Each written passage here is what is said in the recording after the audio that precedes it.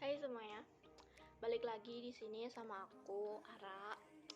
Dan di konten kali ini aku mau membahas bukan yang membahas sih, tapi aku mau membawakan materi dari pengantar manajemen, yaitu ada 3 part. Yang pertama ada design thinking, yang kedua ada strategi kampanye, terus yang terakhir ada literasi keuangan dan investasi. Dan untuk yang part pertama ini aku mau membahas tentang design thinking.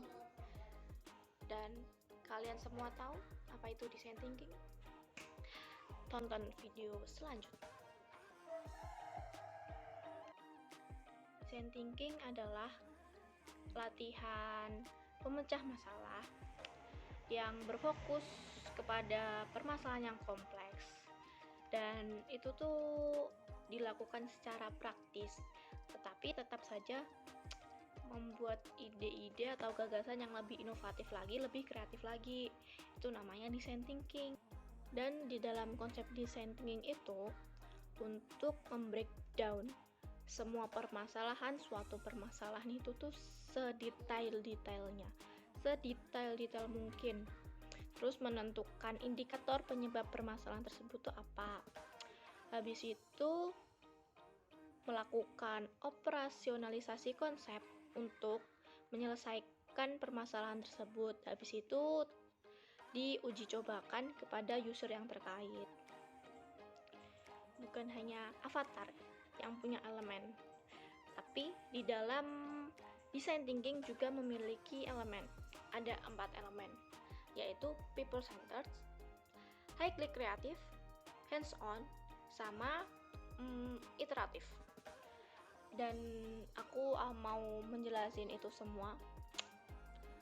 Ya, yang pertama ada people centered, maksudnya metode ini tuh sangat-sangat penting karena berpusat pada user, apa yang dibutuhkan dan diinginkan oleh user.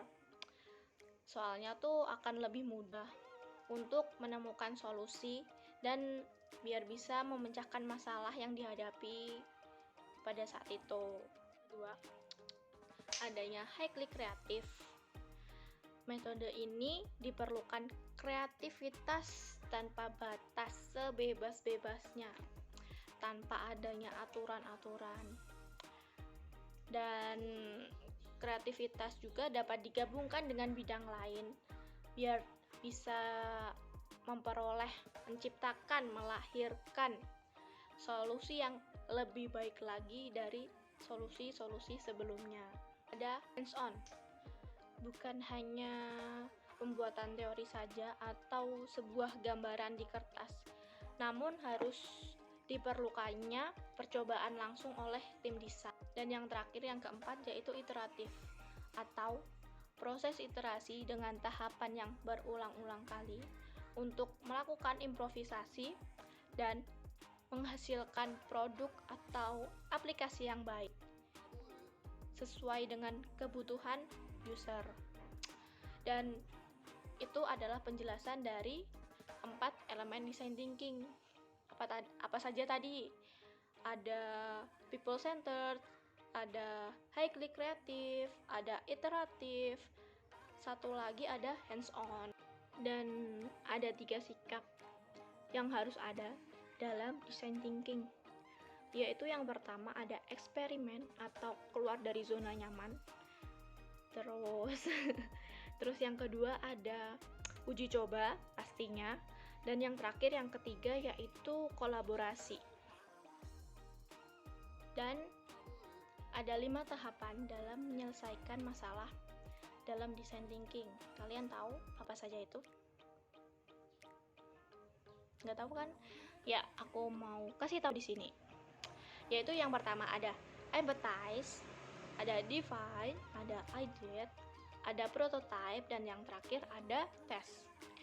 Dan aku mau menjelaskannya itu juga satu persatu biar semua pada tahu, biar semua pada jelas apa maksudnya dari 5 tahapan itu semua. Oke? Dan tahap yang pertama yaitu ada empathize atau empati, tahap di mana kita memahami pengguna dengan mengumpulkan data sebanyak mungkin dari pengguna, seperti user interview, terus survei, terus observasi secara langsung, dan masih banyak lagi.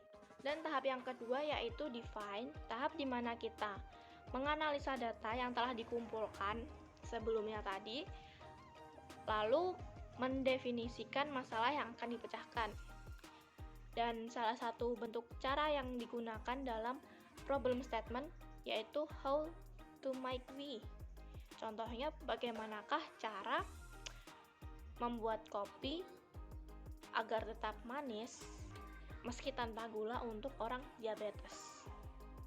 Dan tahap selanjutnya yaitu ada ide, yaitu tahap di mana kita membuat ide secara bersama-sama untuk memecahkan masalah yang dihadapi. Dan cara yang digunakan dalam ide yaitu ada 3. Ada brainstorming, ada mind mapping, dan yang terakhir ada crazy eight.